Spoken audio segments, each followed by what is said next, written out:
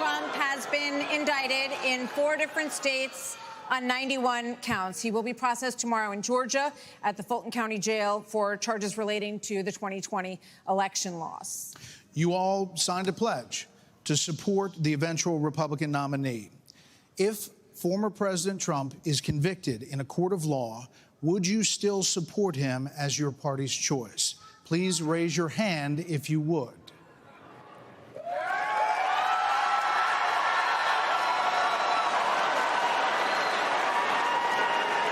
Just hold on. So just to be clear, Governor Christie, you were kind of late to the game there, but you raised your hand? No, I'm doing this. Look, I'm doing this. And not I know this. you didn't. Whoa. No. What's the Look, here's the bottom line. Someone's got to stop normalizing this conduct. Okay? Now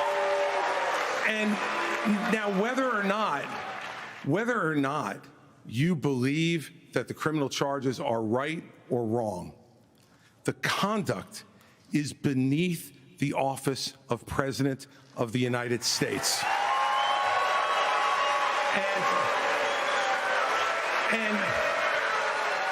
And you know, this is the great thing about this country. Booing is allowed, but it doesn't change the truth.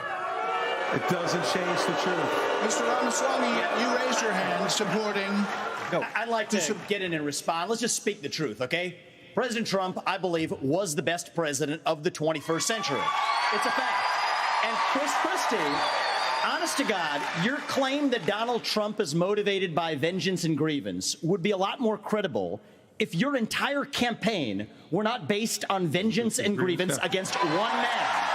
And if people at home want to see a bunch of people blindly bashing Donald Trump without an iota of vision for this country, they could just change the channel to MSNBC right now.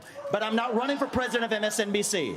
I am running for president of the United States. We're skating on thin ice, and we cannot set a precedent where the party in power uses police force to indict its political opponents. It is wrong. We have to end the weaponization of justice in this country. 30 seconds, Governor DeSantis. Look, let me take No, I'm sorry. 30 seconds, Governor Christie. You make me laugh because you sit here in an answer. You sit here in an answer right. Hold on one second. You sit here in an answer. Go ahead, Governor Christie. Hold on, Governor Christie. Hold on. Well, so listen, the more time we spend doing this, the less time they can talk about issues you want to talk about. So let's just get through this section. Governor Christie.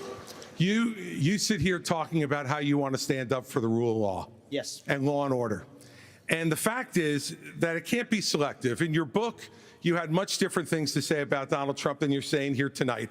That's not true. Well, it is very true. That is not true. It's very true. I read it, and I know. There's a difference between bad behavior and illegal behavior, Chris. And you, as a prosecutor, should know better. Yeah, you know what? I know a lot better. There's a difference between bad behavior. And I know a lot better than you do. You've never done it like you've never done anything to try to advance the interests of this government except to put yourself forward as a candidate tonight. And here's the thing. We've stood up for law and order. I did it as U.S. attorney. I did it as governor. And I am not going to bow to anyone when we have a president of the United States who disrespects the Constitution. He said, your MSNBC contributor. he said, these are politicized indictments, Martha, and we have to call out the truth. Martha, it's important to say that the president said, Donald Trump said, it's okay to suspend the Constitution.